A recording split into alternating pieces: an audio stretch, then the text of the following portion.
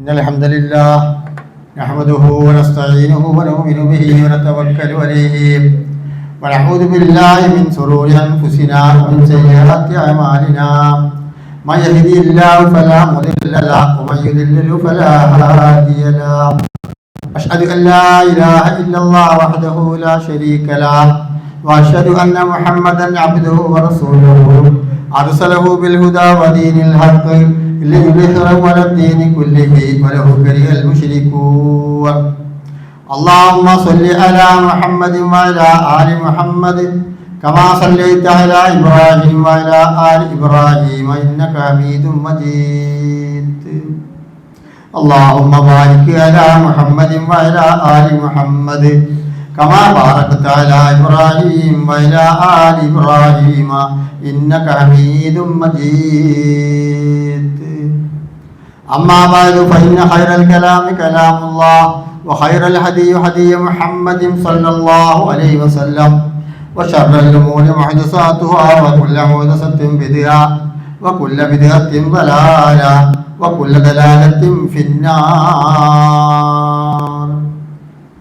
أيها الإخوان والأخوات أوصيكم عباد الله ونفسي أولا بتقوى الله يا أيها الذين آمنوا اتقوا الله حق تقاته ولا تموتن إلا وأنتم مسلمون يا أيها الناس إنا خلقناكم من نفس واحدة وخلق منها زوجها وبث منهما رجالا كثيرا ونساء واتقوا الله الذي تساءلون به والأرحام إن الله كان عليكم رقيبا يا أيها الذين آمنوا اتقوا الله وقولوا قولا سديدا يصلح لكم أعمالكم ويغفر لكم ذنوبكم ومن يطع الله ورسوله فقد فاز فوزا عظيما أعوذ بالله من الشيطان الرجيم ولا تقربوا الزنا إنه كان فاحشة وساء سبيلا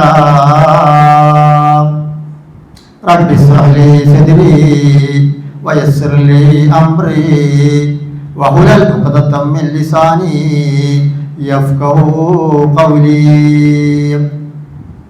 പ്രിയമുള്ള സഹോദരന്മാരെ സഹോദരിമാരെ സത്യവിശ്വാസികളെ സത്യവിശ്വാസിനികളെ സർവശക്തനായ അള്ളാഹുവിൻ്റെ കൽപ്പനകൾ ജീവിതത്തിൻ്റെ എല്ലാ മേഖലകളിലും സൂക്ഷിച്ചുകൊണ്ട് ജീവിക്കണേ എന്ന് സ്വന്തം ശരീരത്തോടുന്നതുപോലെ നിങ്ങളോട് ഞാൻ ആദ്യമായി ഉപദേശിക്കുകയാണ്. അള്ളാഹുവിൻ്റെ എല്ലാ കൽപ്പനകളും ആജ്ഞകളും ജീവിതത്തിൻ്റെ എല്ലാ മേഖലകളും സൂക്ഷിച്ചുകൊണ്ട് ജീവിച്ച് സത്യവിശ്വാസികളായി മുത്തഖികളായി ജീവിച്ച് ആഖിറത്ത് നന്നായി അവസാനം ഈമാനിൽ മരിക്കുവാൻ അള്ളാഹു നമ്മെ എല്ലാവരെയും അനുഗ്രഹിക്കുമാറാവട്ടെ.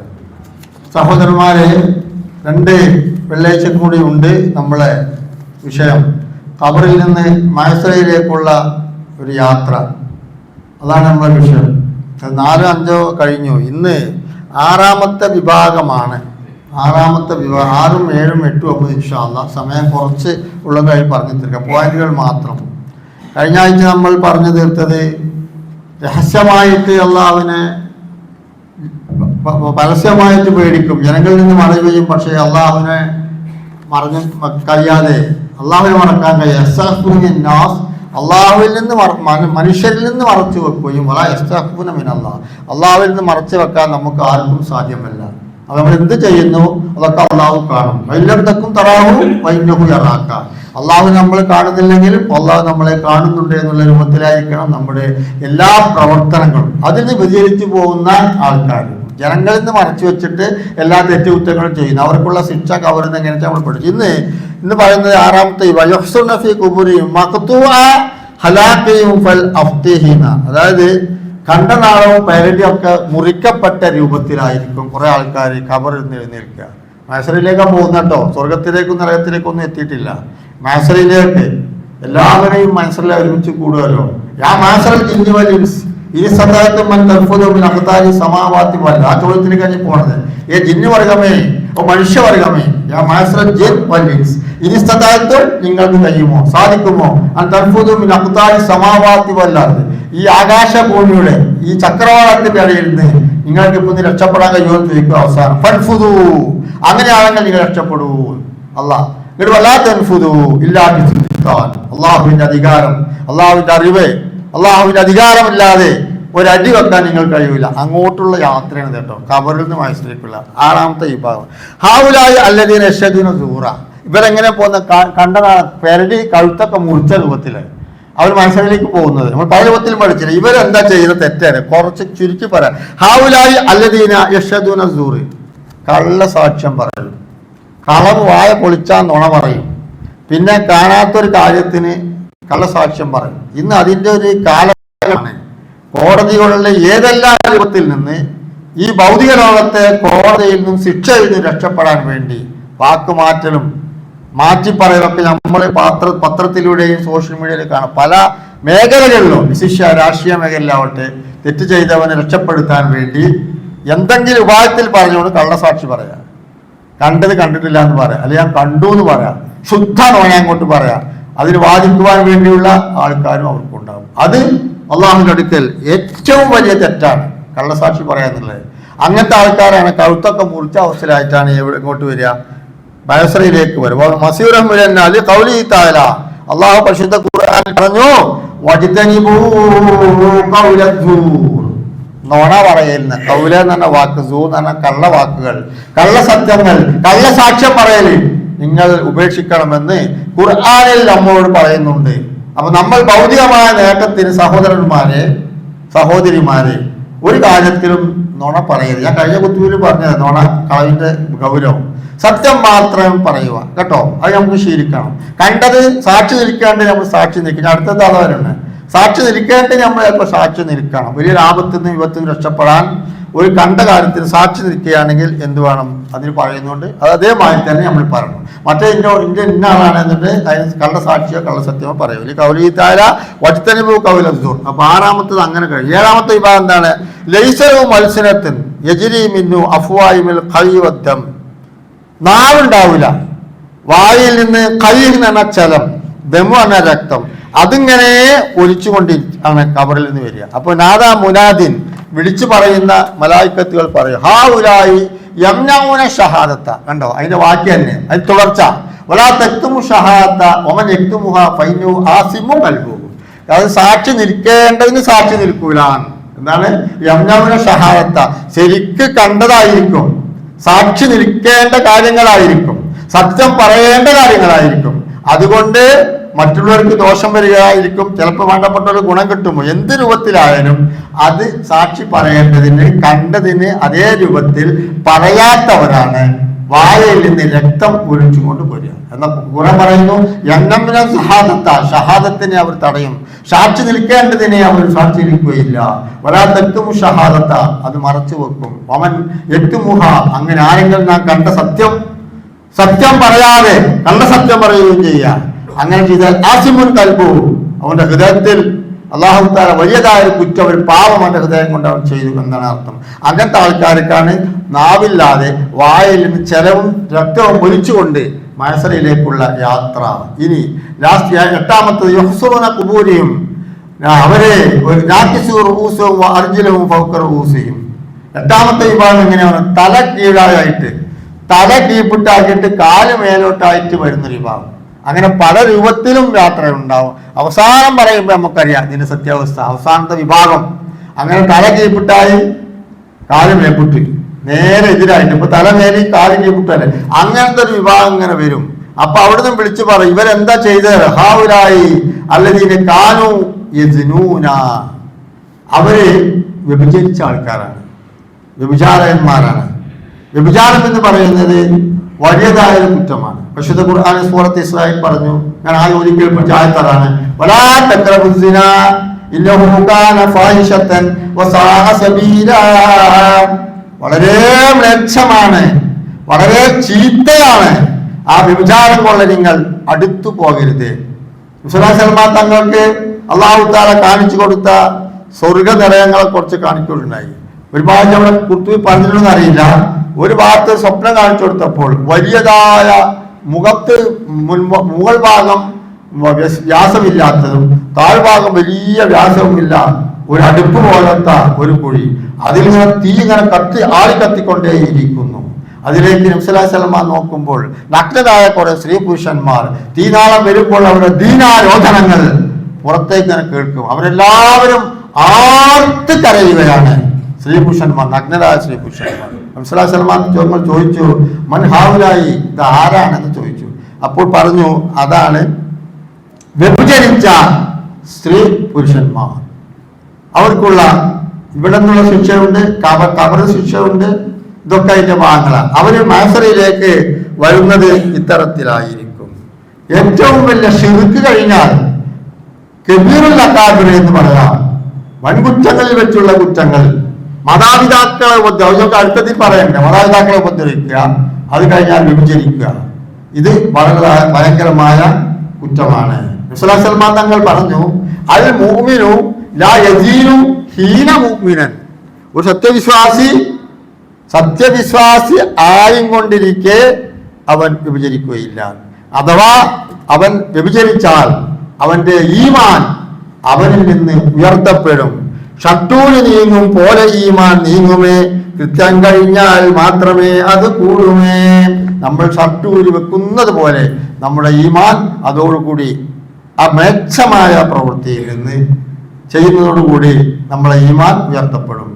അത് മാത്രമല്ല, അതുകൊണ്ട് ഒരുപാട് ഭവിഷ്യത്തുകൾ ഈ ലോകത്ത് തന്നെ വിചാരം വ്യാപകമായാൽ എയ്ഡ്സ് ഒക്കെ നമ്മൾ എടുത്തിട്ട് പഠിച്ചിട്ടാണ്. ഒരു കാലത്ത് എയ്ഡ്സിന്റെ ഒരു കാലമായിരുന്നു. അത് പകരുന്നത് ലൈംഗിക അരാജകത്തിലൂടെ ആയിരുന്നു. അപ്പൊ ഈ ലോകത്ത് തന്നെ കുറെ ശിക്ഷയുണ്ട്, കബർ ശിക്ഷയുണ്ട്. ഇവിടെ നിന്ന് നമ്മളെ ഈമാൻ നഷ്ടപ്പെടും. അതുകൊണ്ട് ഒരിക്കലും തന്നെ അത് ചെയ്യാൻ പാടില്ല. ശിർക്ക് കഴിഞ്ഞാൽ ഏറ്റവും വലിയ പാപമാണ് വ്യഭിചാരം എന്ന് പറയുന്നത്. ആ വ്യഭിചരിക്കുന്നവര് തല കീഴായിട്ട് കാലുകൾ മേലോട്ടായിട്ടാണ് മഹ്ശറിലേക്ക് വരിക. അതുകൊണ്ട് അത്തരത്തിൽ അല്ലാഹു തആല അത്തരക്കാരിൽ പെടാതെ തഖ്വയുള്ളവരായി ജീവിക്കാൻ അല്ലാഹു നമ്മളെ അനുഗ്രഹിക്കട്ടെ. ആരുടെയും ഭാഗത്ത് അത് പറയുന്നുണ്ട്, വ്യഭിചരിച്ചു കഴിഞ്ഞ വലം യതൂബു, അവർ പശ്ചാത്താപിച്ചില്ല. അങ്ങനത്തെ ആൾക്കാർ അങ്ങനെ സംഭവിച്ചു പോയാൽ, വ്യഭിചാരകൻ അതായത് വിവാഹിതൻ വ്യഭിചരിച്ചാൽ അവനെ എറിഞ്ഞു കൊല്ലണമെന്നാണ്. വിവാഹിതൻ വ്യഭിചരിച്ചാൽ ഇസ്ലാമിന്റെ വിധി പരസ്യമായിട്ട് അവനെ എറിഞ്ഞു കൊല്ലണം. അവിവാഹിതൻ വ്യഭിചരിച്ചാൽ അവനെ പരസ്യമായിട്ട് 100 അടി അടിക്കുകയും അത് മാത്രമല്ല 1 വർഷം നാട് കടത്തുകയും ചെയ്യണം. ഇതൊക്കെ ഗൗരവമായ വിഷയമായിരിക്കണം. വ്യഭിചരിച്ചാലുള്ള ശിക്ഷ കൊടുക്കുക ഇസ്ലാമിക ഭരണകൂടത്തിൽ അങ്ങനെയാണ്. അതുകൊണ്ട് അവിടെ അത് അത്ര കാണാൻ സാധിക്കുകയില്ല. ഇവിടെ നമുക്ക് അതിനുള്ള ശിക്ഷയും ഇതില്ലാത്തത് കൊണ്ട്, വ്യാപകമായിട്ട് അതിന് സൗകര്യമുള്ളത് കൊണ്ട് പലരും സംഭവിച്ചിട്ടുണ്ടാവാം. അതിനെ സത്യവിശ്വാസികളായ നമ്മൾ അത് സൂക്ഷിക്കണം. അത് ഭയങ്കരമായ ഒരു കുറ്റമാണ്. 2 യുവാക്കൾ, ഒരു യുവാവ് തന്റെ കുടുംബത്തിൽപ്പെട്ട ഒരു യുവതിയുമായിട്ട്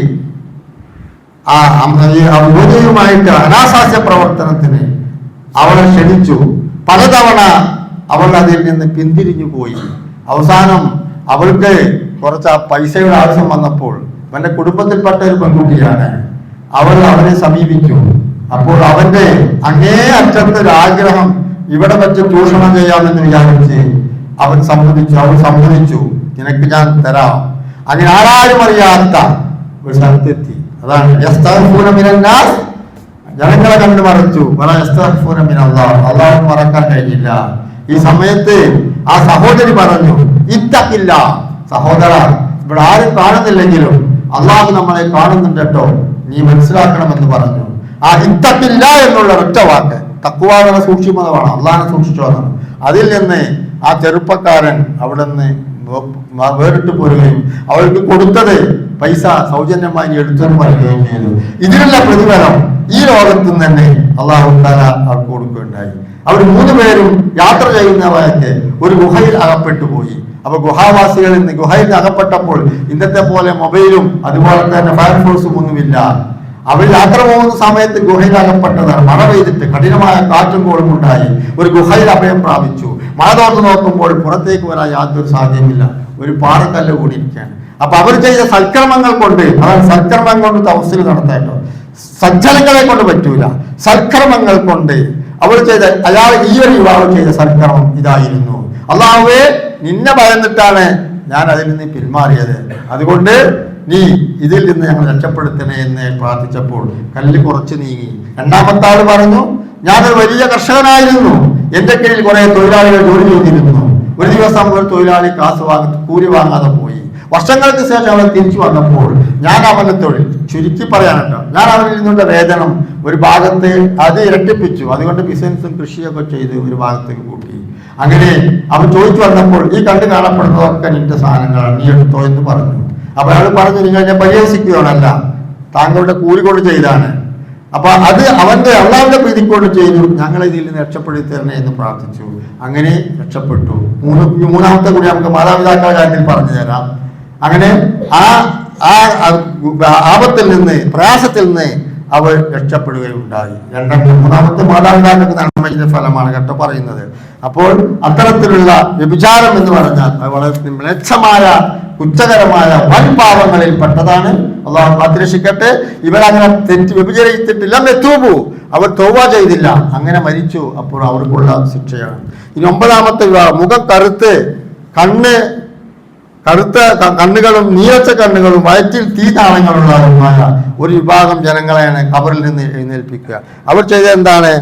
അവർ ചെയ്തത് യത്തീമിനെ കൊണ്ട് നടത്തുന്ന ആൾക്കാരാണ്. അവരുടെ വയറ്റിൽ നിറയെ തീയാണെന്നാണ്. നബി സ്വല്ലല്ലാഹു അലൈഹി വസല്ലം തങ്ങൾ യത്തീമായി വളർന്ന പ്രവാചകൻ, ഒരു യത്തീം കുട്ടിയുടെ വേദന മനസ്സിലാക്കിയ പ്രവാചകൻ പറഞ്ഞു, ഞാനും യത്തീമിനെ സംരക്ഷിക്കുന്ന സ്വർഗത്തിൽ ഇപ്രകാരമായിരിക്കും. സ്വന്തം കുട്ടിയെ യത്തീം കുട്ടിയുടെ മുമ്പിൽ വെച്ച് ചുംബിക്കാൻ പാടില്ല. അപ്പൊ ആ കുട്ടിക്ക് വേദനിക്കും. നബി സ്വല്ലല്ലാഹു അലൈഹി വസല്ലം തങ്ങളുടെ സൈക്കോളജിയാണ്. നമ്മളെ കുട്ടിയെ ഒരു യത്തീം കുട്ടിയുടെ മുമ്പിൽ വെച്ച് താലോലിക്കുവാനോ ചുമ്മ വെക്കാനോ പാടില്ല. ആ കുട്ടിയോട് നമ്മൾ അത്തരത്തിലുള്ള സ്നേഹം പകർന്നു കൊടുക്കണം. ആ കുട്ടി വിചാരിക്കും, എനിക്ക് ഒരു വാപ്പുണ്ടായിരുന്നുവെങ്കിൽ എന്നെയും അത്തരത്തിൽ എന്നെ ചുംബിക്കുവാൻ ലാളിക്കുവാൻ ആളുണ്ടായിരുന്നു. അതുകൊണ്ട് എനിക്ക് ആ ആളില്ലാത്തത് കൊണ്ടാണല്ലോ ഇത്തരത്തിൽ ഞാൻ വിഷമം അനുഭവിക്കേണ്ടി വന്നത്. അമാറലെത്തിയും ഹസന വലാ തക്രബുമാറലെത്തിയും. യത്തീമുകളെ ചിറകമറ്റ കുട്ടികളാണെങ്കിൽ അവരുടെ സമ്പത്ത്, അവർ കഴിവില്ലാത്ത ചെറിയ കുട്ടികളാണെങ്കിൽ അവരെ നമ്മൾ സംരക്ഷിച്ച് കൊണ്ടുവരണം. അതിൽ നിന്ന് അനർഹമായിട്ട് ഒന്നും നമ്മൾക്ക് എടുക്കാനോ പറ്റാനോ പാടില്ല. അത് വളർത്തിക്കൊണ്ടുവന്ന് അവരെ ഏൽപ്പിക്കണം, അവരെ നമ്മൾ സംരക്ഷിക്കണം, അവരെ വേദനിപ്പിക്കാൻ പാടില്ല. സെബുൽ മുബിക്കാത്ത 7 വൻപാപങ്ങളിൽ പെട്ട ഒന്നാണ് എന്ത്? 1 ശിർക്ക്, 3 ുള്ളത്, അതും വൻ കുറ്റം ചെയ്ത ആൾക്കാരാണ്. ഏത് രൂപത്തിൽ എഴുന്നേറ്റ് വരുന്നത്? അവരുടെ നീരച്ച കണ്ണുകളും വയറ്റിൽ നിറയാൻ തീയുമായിട്ടാണ് മഹ്ശറിലേക്ക് അവർ വരിക. അവർ ചെയ്ത യത്തീം കുട്ടികളുടെ കാര്യത്തിൽ യാതൊരു പരിഗണനയും കൊടുത്തില്ല. യത്തീം കുട്ടികൾക്ക് ലാസ്റ്റ് 10ാമത്തായിട്ട് കുഷ്ഠരോഗവും വെള്ളമുള്ള ഒരു അവരിൽ നിന്ന് എഴുന്നേറ്റ് കൊണ്ടിരിക്കും. മാതാപിതാക്കളെ ഉപദ്രവിച്ചവർക്കുള്ള ശിക്ഷയാണ് ഇതെന്ന് മലക്കുകളെ വിളിച്ചു പറയും. അവസാനവും നരകമായിരിക്കും. മാതാപിതാക്കളെ കുറിച്ച് നന്മ ചെയ്യാൻ വേണ്ടി പരിശുദ്ധ ഖുർആനിൽ പല ഭാഗങ്ങളിലും പരാമർശിക്കുന്നുണ്ട്. 1-2 ഭാഗങ്ങൾ പറയാം.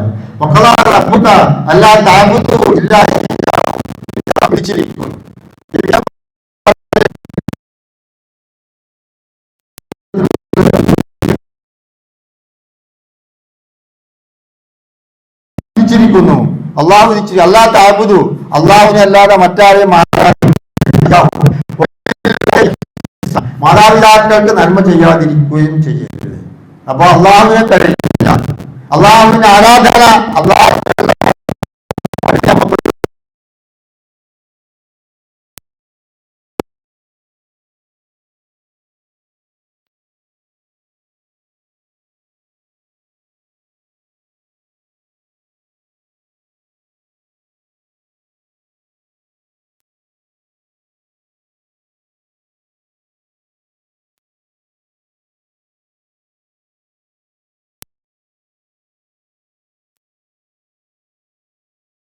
എത്രയെത്രയോ ഉണ്ടാകും. അവർ കഷ്ടപ്പെട്ടു പഠിപ്പിച്ചു, അവരുടെ മക്കൾ നന്നാവണേ എന്ന് പ്രാർത്ഥിച്ചു, പ്രയത്നിച്ചു. അങ്ങനെ ആ കുട്ടി പഠിച്ച് വലുതായി നന്നായി കഴിഞ്ഞാൽ പിന്നെ മാതാവിനെയും പിതാവിനെയും ഒരിക്കലും തന്നെ നോക്കുകയോ സംരക്ഷിക്കുകയോ ഇല്ല. കയർക്കുന്ന കാലം. അതാ തെക്കുല്ലവും ഉഫിൻ, എന്ന് പോലും പറയുന്നു. സ്നേഹത്തിന്റെയും കാരുണ്യത്തിന്റെയും ആ ചിറകുകൾ ആ മാതാപിതാക്കൾക്ക് ഇനി താഴ്ത്തി കൊടുക്കണം. എന്ന് വെച്ചാൽ മാതാപിതാക്കളോട് വളരെയധികം കരുണ കാണിക്കണം, സ്നേഹിക്കണം എന്ന് അർത്ഥം. ഒരു മനുഷ്യൻ, സഹാബിയൊന്നുമല്ല, അദ്ദേഹത്തിന് ചരിത്രം പറയുന്നുണ്ട്. അദ്ദേഹം തന്റെ മാതാവിനെ നല്ലവണ്ണം നോക്കിയിരുന്ന ഒരാളായിരുന്നു, ശുശ്രൂഷിച്ച ഒരാളായിരുന്നു. ഒരിക്കൽ ഹജ്ജിന് പോകാൻ പുറപ്പെട്ടു. സൽമാൻ തങ്ങൾ പലതവണ മുടക്കിയിട്ടുണ്ട്. ജിഹാദിന് വേണ്ടിയിട്ട് പോകുമ്പോൾ പട്ടാളത്തിലേക്ക് ആളെടുക്കുമ്പോൾ വാർദ്ധക്യം പ്രാപിച്ച മാതാപിതാക്കന്മാരുള്ളവർക്ക് ജിഹാദ് നിന്റെ മാതാപിതാക്കളെ നോക്കണം. ഹദീസിലുണ്ട് കേട്ടോ, മടക്കി വിട്ടിട്ടുണ്ട്. നിന്റെ മാതാപിതാക്കൾ ഹജ്ജിന് പോകാൻ നീ തയ്യാറായിട്ടുണ്ടെങ്കിൽ, വാർദ്ധക്യം പ്രാപിച്ചിട്ടുള്ള മാതാപിതാക്കൾ ഉണ്ടെങ്കിൽ ആ മാതാപിതാക്കളെ നോക്കലാണ് നിന്റെ ഹജ്ജ്. സുഹത്തല്ലായി സുഹത്തൽ വാലിദൈനി ലില്ലല്ലാഹി ലിൽ വാലിദൈനി. മാതാപിതാക്കളുടെ തൃപ്തിയിലാണ് അള്ളാഹുവിന്റെ തൃപ്തി, മാതാപിതാക്കളുടെ കോപത്തിലാണ് അള്ളാഹുവിന്റെ കോപം. അത് ജന്നത്തു തഹ്ത അഖ്ദാമിൽ ഉമ്മഹാത്ത്, മാതാപിതാക്കളുടെ കാലിന്റെ കീഴിലാണ് സ്വർഗം എന്ന് പഠിപ്പിച്ച പ്രവാചകൻ പറഞ്ഞു. ആ കാലിനടിയിലെ സ്വർഗത്തിലൂടെ നിങ്ങൾ പോകല് പാപ്പയാണ് ആ കവാടത്തിലേക്കുള്ള മെയിൻ ഗേറ്റ്. പാപ്പാനെയും ശ്രദ്ധിക്കണം, ഉമ്മാനെയും ശ്രദ്ധിക്കണം. ഈ മനുഷ്യൻ മാതാവിനെ ശുശ്രൂഷിച്ചുകൊണ്ടിരുന്ന ആ മനുഷ്യൻ ഹജ്ജിന് പോകാൻ വേണ്ടി പെട്ടു, കൊടുത്തില്ല. അങ്ങനെ നടന്ന് ഹജ്ജിന് പോകുമ്പോൾ ഒരു വഴിയിൽ വെച്ച് ഒരു പള്ളിയിൽ വിശ്രമിക്കുകയാണ്. ആ സമയത്ത് ആ പള്ളിയുടെ മഹലിൽപ്പെട്ട ഒരു വീട്ടിൽ ഒരു സാധിക്ക് ഒരു മോഷ്ടാവ്, ഒരു കള്ളൻ കടന്നു. കള്ളനെ പിന്നാലെ ആ കള്ളൻ ഓടി വന്നത് പള്ളിയിലേക്കായിരുന്നു. പള്ളി ഒരു ഗേറ്റിലൂടെ വന്ന ഒരു വായിലൂടെ കള്ളൻ പുറത്തു പോകും. ഈ ഹജ്ജിന് വന്ന ഭാഗത്ത് കടന്നു വന്നതാണ്. ഞാൻ വന്നപ്പോൾ കിട്ടി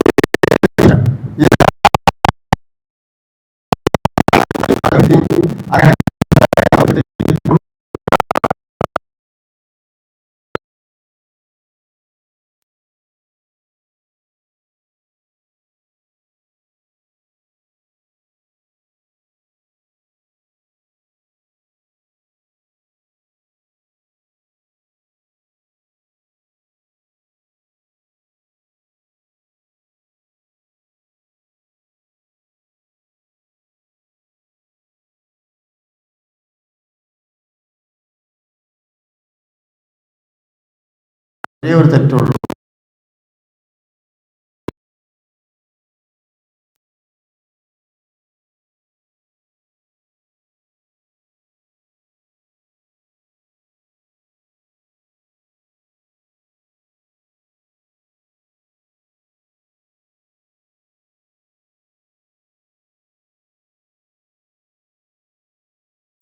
അള്ളാഹു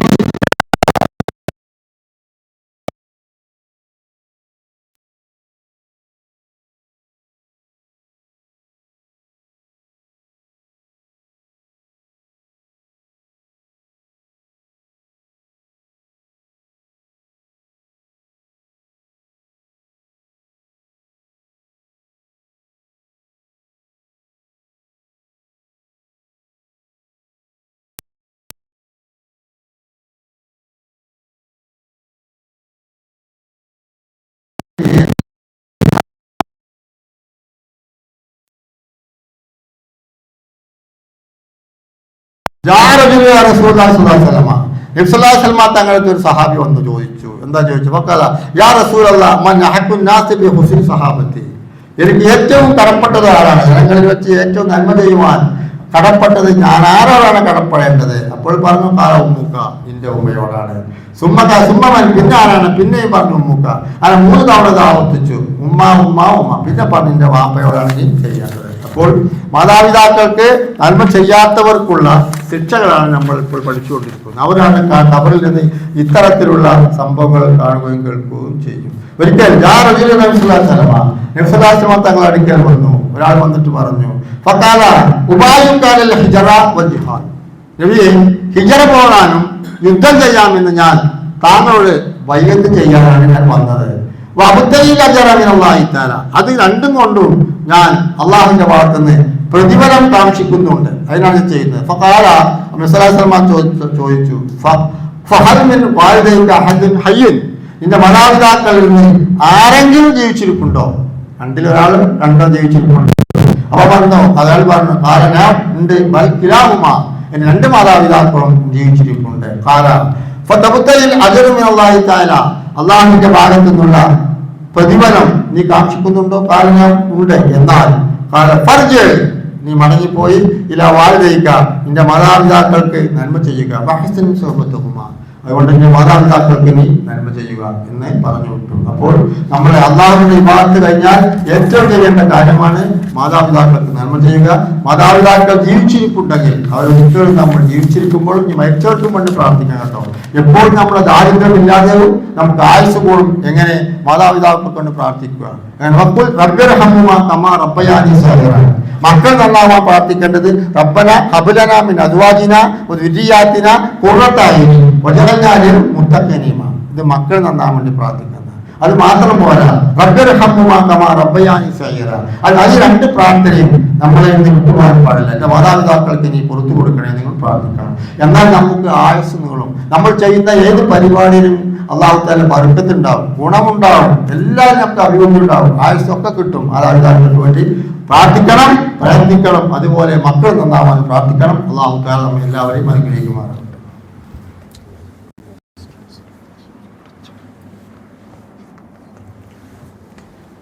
അൽഹംദുലില്ലാഹ് വസ്സലാത്തു വസ്സലാമു അലാ റസൂലില്ലാഹ് വഅലാ ആലിഹി വസഹബിഹി അജ്മഈൻ. യാ അയ്യുഹല്ലദീന ആമനൂ തഖുല്ലാഹ ഹഖ തുഖാതിഹി വലാ തമൂതുന്ന ഇല്ലാ വഅൻതും മുസ്ലിമൂൻ. പ്രിയമുള്ളവരെ, അള്ളാഹുവിന്റെ കൽപ്പനകൾ ജീവിതത്തിന്റെ എല്ലാ മേഖലയിൽ സൂക്ഷിച്ചുകൊണ്ട് ജീവിക്കണേ എന്ന് ഒരിക്കൽ കൂടി ഞാൻ നിങ്ങൾ ഉണർത്തുകയാണ്. ഇനി രണ്ടാമത്തെ മനസ്സിലാക്കാനുള്ളത് ശഅബാൻ മാസമാണ്. ഈ ശഅബാൻ 14 ഇതിൽ കുറെ ആചാരങ്ങളും അനുഷ്ഠാനങ്ങളും ഒക്കെ ഉണ്ട്. അതിനെക്കുറിച്ച് ഹദീസിൽ നിന്ന് പറയുന്നത് കൂടി മനസ്സിലാക്കണം. അതിന് മുമ്പായിട്ട് ഇപ്പൊ ഈയിടെയായിട്ട് ഒരു സ്ത്രീ നടു റോട്ടിൽ നിസ്കരിക്കുക നിങ്ങൾ കണ്ടിട്ടുണ്ടാവും, യൂട്യൂബിലൊക്കെ ഉണ്ടാവും. എന്തിനാണ് നിസ്കാരം? നിസ്കാരം എന്ന് പറയുന്നത് ആരും കാണാനല്ല, ആരുടെ പ്രതികരിക്കാനല്ല, പ്രതിഷേധിക്കാനല്ല. നടു റോട്ടിൽ എല്ലാ സൗകര്യങ്ങളും അപ്പുറപ്പുറം ഉണ്ടാകുമ്പോൾ ഒരു വലിയൊരു സ്ത്രീ നിസ്കാരം കുപ്പായ മുസ്ലിം കൊണ്ടുവന്നിട്ട് അയ്യമ്മ road Kozhikode Palakkad Indian medical ഹോസ്പിറ്റലിലായിട്ടാണ് ആ ടൗൺ ഓട്ടമൈതാനം അതിന്റെ അടുത്താണ്. അവിടെ വെച്ചിട്ട് ഒരു സ്ത്രീ നിസ്കരിച്ചു. ഇതൊക്കെ എന്താണ് ഈ കാട്ടിക്കൂട്ടുന്നത്? ഇത് നമുക്ക് ഒന്ന് രണ്ട് കാര്യങ്ങൾ നമുക്ക് മനസ്സിലാക്കാം. 2 ഹദീസ് പഠിക്കുമ്പോൾ എല്ലാ കാര്യങ്ങളും മനസ്സിലാക്കാം. എന്തിനും എന്താണ് ഇതൊക്കെ മറ്റുള്ളവരെ നമുക്ക് വിമർശിക്കാൻ വേണ്ടിയിട്ടുള്ള ഓരോരോ കാര്യങ്ങൾ ചെയ്യലാണ്. നിസ്കാരം എന്ന് പറഞ്ഞ് നമുക്ക് നിർബന്ധമായ കാര്യമാണ്. ജുഇലൽ കുല്ലുഹാ മസ്ജിദൻ, ഭൂമിയെ നിങ്ങൾക്ക് ഞാൻ പള്ളിയാക്കി തന്നിട്ടുണ്ട്.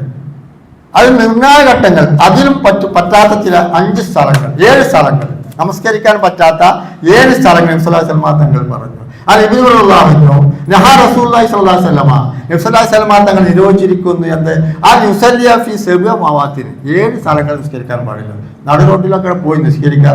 ചോദ്യം ചെയ്യുമ്പോൾ എന്റെ ഭർത്താവ് മരിച്ചിരിക്കുന്നു, ഭർത്താവിന് അവകാശപ്പെട്ട സ്വത്ത് 5 തരുന്നില്ല, അതിന് പ്രതിഷേധമാണ് നടുറോട്ടിൽ നിസ്കാരം.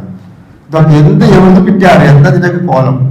അതൊക്കെ രഹസ്യമായി നിസ്കരിച്ചിട്ട് അല്ലാതെ പ്രാർത്ഥിക്കല വേണ്ടേ നടുറോട്ടിൽ നിന്ന്. അപ്പൊ 7 സ്ഥലങ്ങളിൽ എന്ത് ചെയ്യാൻ പാടില്ല? നിസ്കരിക്കാൻ പാടില്ല. ഒന്ന് അത് മുസ്ബലത്ത് എന്നാൽ മാലിന്യ കൂമ്പാരം. ചില ഭാഗങ്ങളൊക്കെ കണ്ടിട്ട് ടൗണിലൊക്കെ മാലിന്യങ്ങൾ കൊണ്ട് കൂമ്പാറായിട്ടിട്ടുണ്ടാവും, അവിടെ നിസ്കരിക്കാൻ പാടില്ല. ആ ജോയിലായിരുന്നു എന്ന് പറയുന്നതൊക്കെ ഇതിന്നൊക്കെ ഒഴിവന്നെ കേട്ടോ. ഭൂമിയെ നിങ്ങൾക്ക് ഞാൻ പള്ളിയാക്കി തന്നു എന്ന് പറയുന്നത് ആ നബിയാണ് പഠിപ്പിച്ചിരുന്നത്. ഒന്ന് മാലിന്യ കൂമ്പാരം, 2 മദ്സറ കശാപ്പുശാല, അഴുക്കുന്ന സ്ഥലം, അവിടെ നിസ്കരിക്കാൻ പാടില്ല. 3 മക്ബറ ഖബറിസ്ഥാനം, ശ്മശാനത്തിൽ പോയി നിസ്കരിക്കാൻ പാടില്ല. ഇതിവിടെ പറഞ്ഞു വെച്ചിട്ട് നമുക്ക് തിരിച്ചിങ്ങോട്ട് വരാം. ഏത്? ഈ ശഅബാൻ മാസത്തിൽ ഒരു നിസ്കാരമുണ്ട്. എന്താണ്? 100 റക്അത്തുള്ള നിസ്കാരം, 1000 സലാത്തുൽ അൽഫ് എന്നാ പറയാ. കാരണം കിതാബ് കൊടുത്തിട്ടുണ്ട്, കയ്യിലെടുക്കാതിരുന്ന സമയം വെച്ചിട്ട് 1000 നിസ്കാരം. ഓരോ റക്അത്ത് 100 റക്അത്ത് നിസ്കരിക്കുക. ഓരോ റക്അത്തിലും ഫാത്തിഹയ്ക്ക് ശേഷം 10 തവണ ഖുൽ ഹുവല്ലാഹ് നിങ്ങളെ ഓതുക. അങ്ങനത്തെ ഒരു നിസ്കാരവും അതിനോടനുബന്ധിച്ച് നോമ്പും ഒരിക്കലും കഴിഞ്ഞ കുത്തുവിൽ പറഞ്ഞതുപോലെ നബി സല്ലല്ലാഹു അലൈഹി വസല്ലം തങ്ങൾ കാണിച്ചു തരാത്ത, പഠിപ്പിച്ചു തരാത്ത ഒരു ഇബാദത്താണ്. അതിനാണ് ബിദ്അത്ത് എന്ന് പറയുക. ബിദ്അത്ത് ഭയങ്കരമായ കുറ്റാരമാണ്.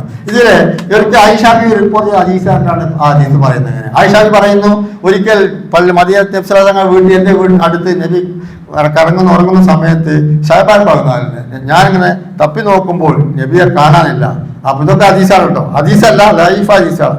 തെളിവ് പറയുന്നതാണ്. ഞാൻ ഉണർന്നു നോക്കുമ്പോൾ നബിയെ കാണുന്നില്ല, തപ്പി നോക്കി കാണുന്നില്ല. അപ്പൊ ഞാൻ വേഗം പതുക്കെ പോയി നബി പുറത്തിറങ്ങി പോകുന്നത് കണ്ടു. അപ്പൊ നബി ആദ്യത്തേക്ക് പോണു എന്ന് കണ്ടുപിടിക്കാൻ അതിന്റെ തെറ്റല്ലേ? നബിയുടെ ഭാര്യമാരുണ്ടെങ്കിൽ ഓരോ ഭാര്യമാർക്കും ഓരോ ഡേറ്റ് അവിടെയൊക്കെ പോകുന്നു. പിന്നെ അതിന്റെ പുറമെ നബി വേറെ ആദ്യത്തേക്ക് രാത്രി പോകുന്നുണ്ടോ എന്നാണ് ഞാൻ ആയിഷാനി പുറപ്പെടുക. അതിനെ പറ്റിയിട്ടാണ് സ്വന്തം ഭർത്താവ് നബി. അപ്പൊ എനിക്കൊരു സംശയം തോന്നിയിട്ട് ഞാൻ നബിന്റെ കൂടെ പതുക്കെ ഇങ്ങനെ പോയി. അങ്ങനെ ചെന്ന് നോക്കുമ്പോൾ ജന്നത്തിൽ ബാക്കിയാൽ ഹജ്ജിനും ഉംറയ്ക്കും കാണാൻ കഴിയും, നബിയുടെ വീടും കാണാൻ കഴിയും. ഞാൻ ചെന്നപ്പോൾ നബി സല്ലല്ലാഹു അലൈഹി വസല്ലം തങ്ങൾ ജന്നത്തിൽ ബാക്കിയിൽ സുജൂദ് ചെയ്തുകൊണ്ട് പ്രാർത്ഥിക്കുകയാണ്. എന്താ പ്രാർത്ഥിക്കുന്നത്? എന്താ? അപ്പോൾ ആയിഷാടെ ചെന്നു, ആയിഷ നബിനെ കണ്ടു. അപ്പം നബി പറഞ്ഞു, ആയിഷ, ഇന്നത്തെ രാത്രി കമിഷ് ഗോത്രക്കാരുടെ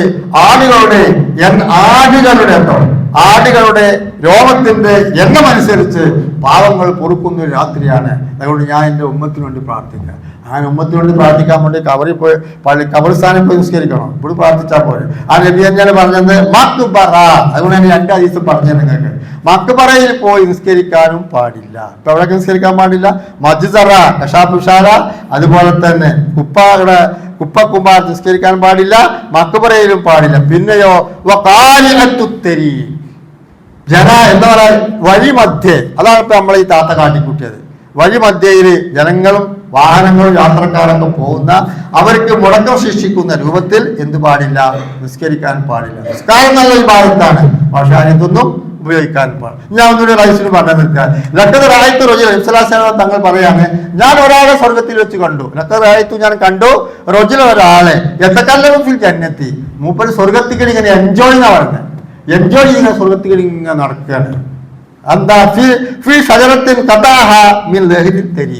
അതായത് ജനങ്ങൾക്ക് ഉപദ്രവമാവുന്ന രൂപത്തിൽ വഴിയിലേക്കും മറ്റൊരു സ്ഥലത്തേക്കും ചാഞ്ഞു നിൽക്കുന്ന മരങ്ങൾ, റോഡിൽ തടസ്സമുണ്ടാകുന്ന മരങ്ങൾ, അത് വെട്ടിമാറ്റലാണ് മൂപ്പര ജോലി. അതിന് അല്ലാഹു തആല കൊടുത്തതാണ്. കാലത്ത് തുഅദിൽ മുസ്ലിമീന, മുസ്ലിങ്ങൾക്ക് ഉപദ്രവമുണ്ടാകുന്ന ഭാഗത്തുള്ള മരങ്ങളൊക്കെ വെട്ടി നീക്കുക. അങ്ങനെ പഠിപ്പിച്ച പ്രവാചകനാണ്. ആ ചെയ്തുകൊണ്ട് ആ വ്യക്തി സ്വർഗത്തിലൂടെ വിലസ് നടക്കുന്നത്, എൻജോയ് ചെയ്ത് നടക്കുന്നത് ഞാൻ കണ്ടു. അപ്പൊ ചെയ്ത് നടക്കുമ്പോൾ എന്താണ്? ഉപദ്രവം പാടില്ല. ഇമാറ്റത്തിന്റെ അതാനിത്തേരി വൗഷേബത്തും മിനൽ ഈമാൻ, വഴിയിലെ ഉപദ്രവങ്ങൾ നീക്കലും ഈമാനിൽപ്പെട്ടതാണ്.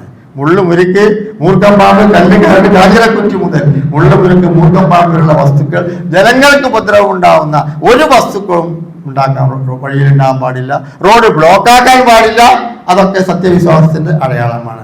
അപ്പോൾ നമുക്ക് മനസ്സിലായി കാണുന്ന വിചാരിക്കുന്നു, മക്ബറ ഖബർസ്ഥാൻ നിസ്കരിക്കാൻ പാടില്ല എന്ന് നബി പറഞ്ഞു. പിന്നെ നബി മക്ബറയിൽ പോയി അങ്ങനെ നിസ്കരിക്കോ? അതില്ല, ഹദീസ് ലഈഫാണ്. അതിന്റെ അടിസ്ഥാനത്തിൽ ഈ മാസത്തിൽ അത്തരത്തിലുള്ള ഒരു നോമ്പുമില്ല, ഒരു നിസ്കാരവുമില്ല. നോമ്പ് എല്ലാ നോമ്പ് 13, 14, 15 എപ്പോഴും ഞാൻ പറയുന്ന അത്തരത്തിൽ നോമ്പുകൾ നോക്കുക. സുന്നത്ത് നിസ്കാരം നിസ്കരിക്കാൻ നഷ്ടപ്പെട്ടു പോയ നിസ്കാരം നോമ്പ് നോറ്റുവിട്ട. പിന്നെ വഴിമധ്യം നിസ്കരിക്കാനും പാടില്ല.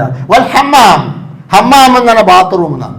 ആ ബാത്റൂം നിസ്കരിക്കാൻ പാടില്ല. 12. ഇനി 6ാമത്തെ എന്താ പറയുക ഞങ്ങൾക്ക്? വൽ മആത്തിനിൽ ഇബ്ര്, ഇവിടെ പറയാണ് തൊഴുത്ത്, ഒട്ടകങ്ങളെ കെട്ടുന്ന സ്ഥലം. നമ്മളെ വീട്ടിലാണ് കാലി തൊഴുത്തുകളിലും നിസ്കരിക്കാൻ പാടില്ല. 6.